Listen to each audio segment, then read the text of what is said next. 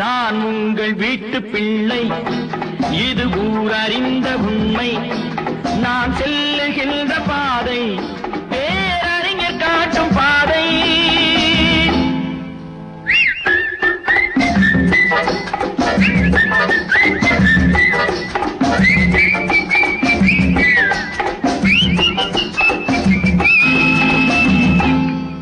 நான் உங்கள் வீட்டு பிள்ளை, இது ஊரறிந்த உண்மை.